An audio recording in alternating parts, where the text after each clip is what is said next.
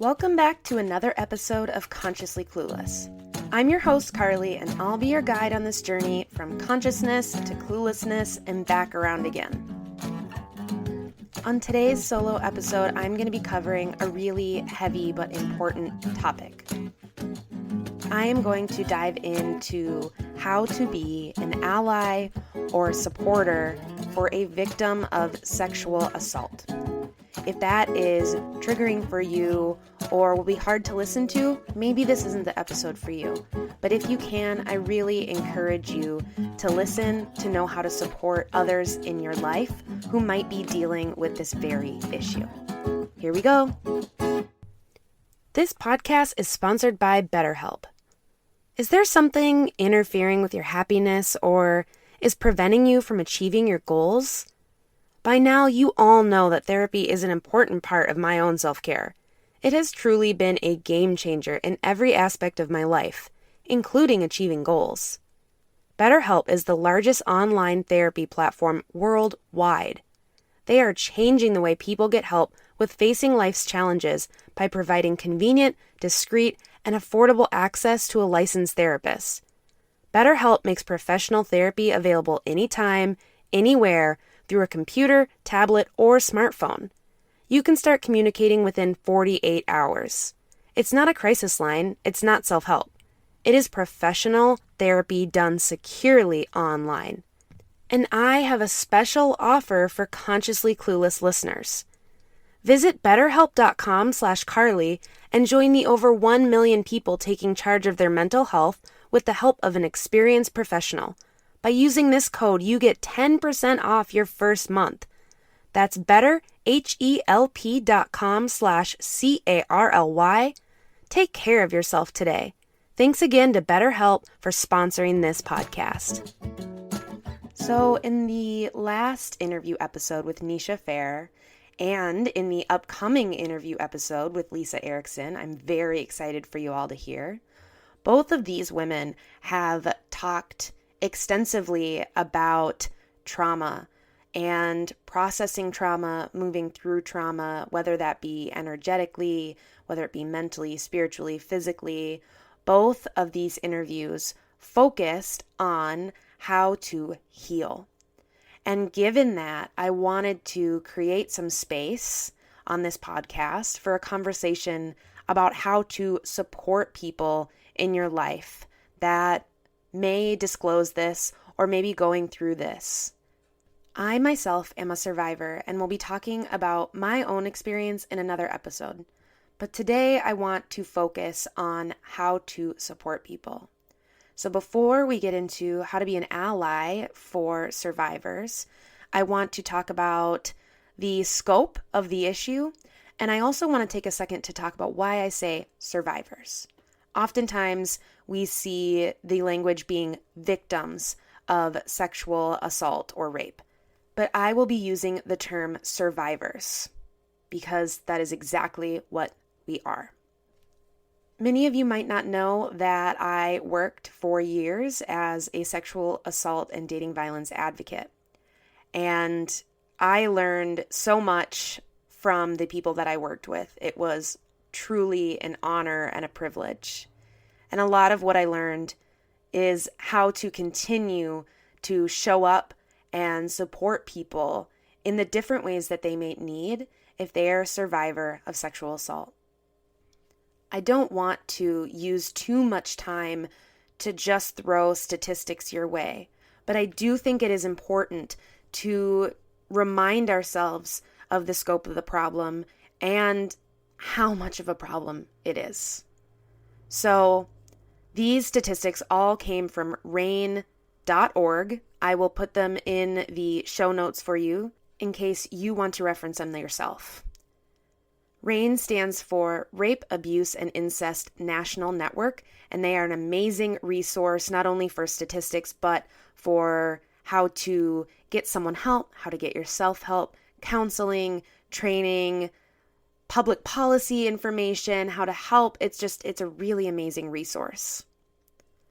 So every 68 seconds, think about that. Every 68 seconds, another American is sexually assaulted.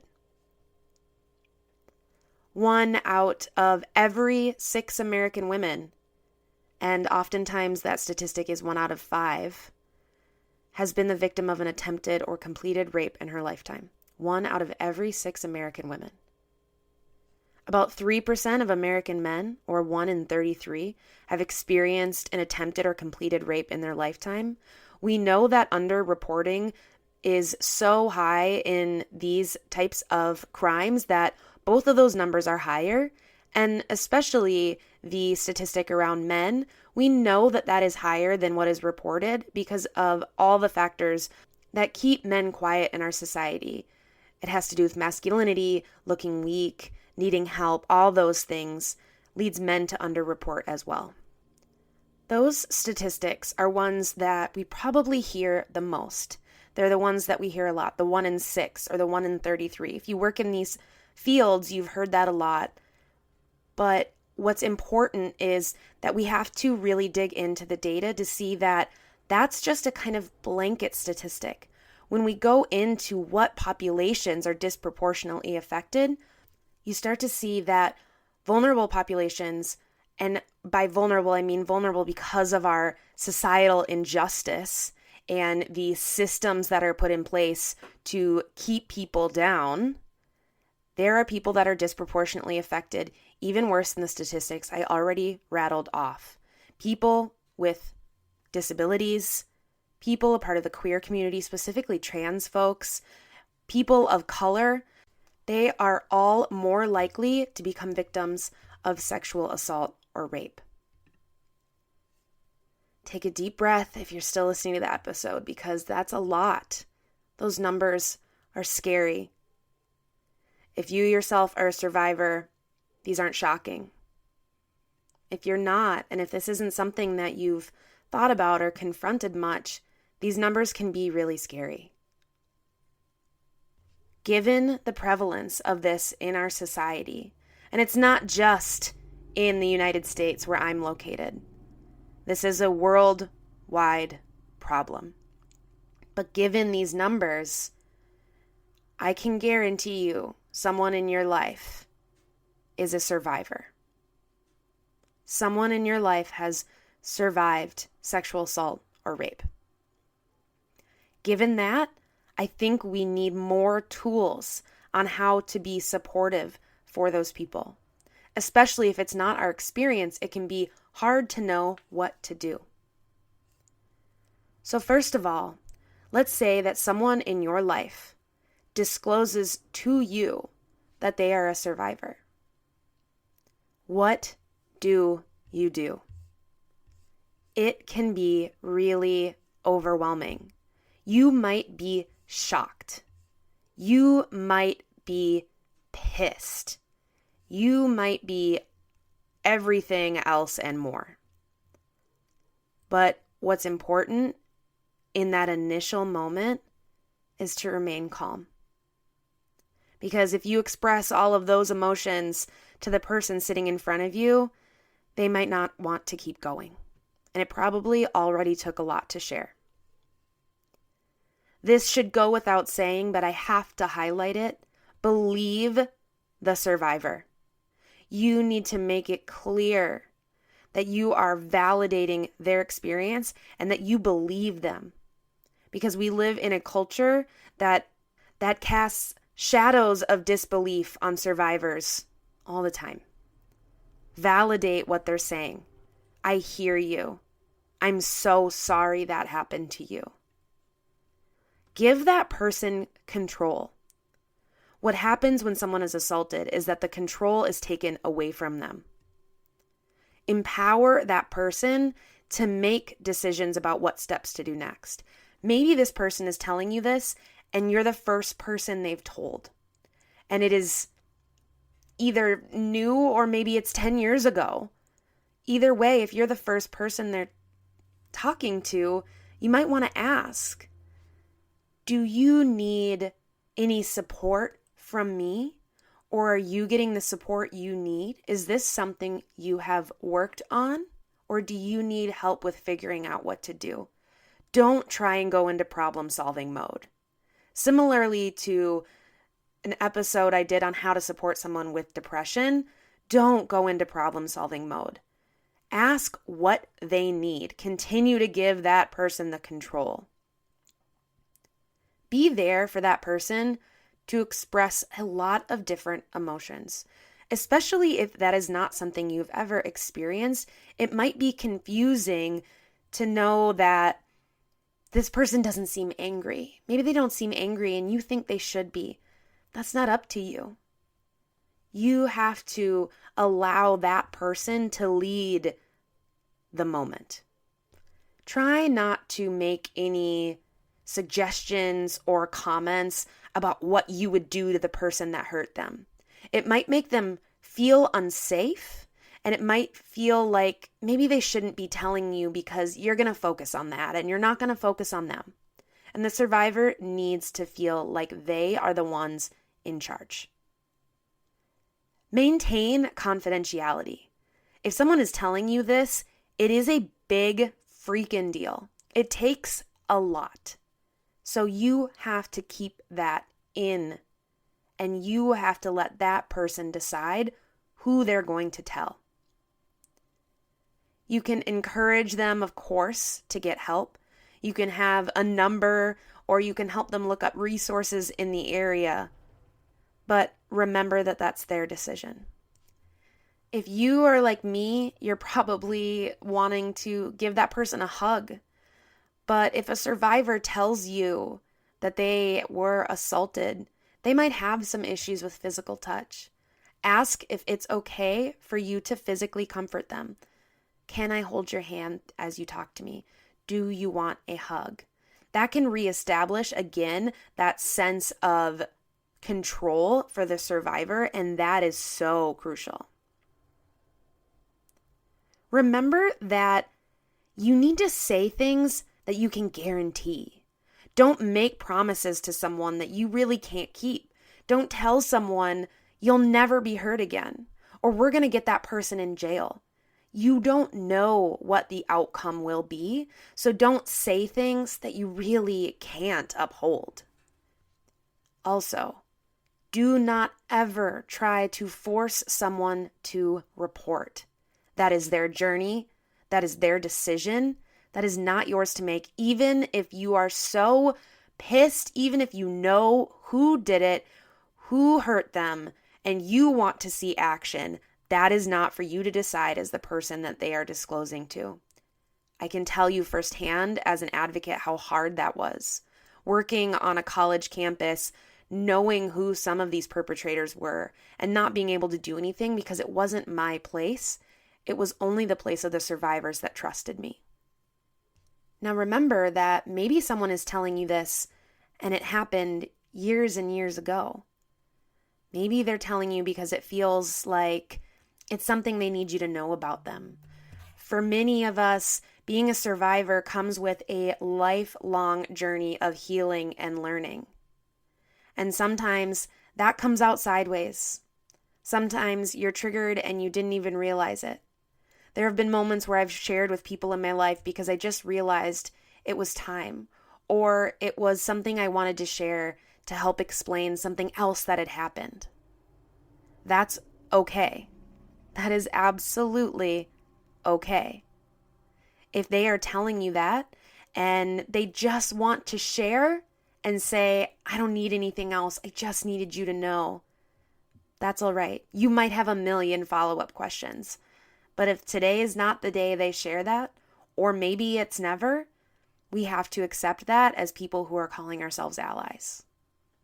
Something that can be really helpful if you are close to the person who disclosed this to you is to educate yourself.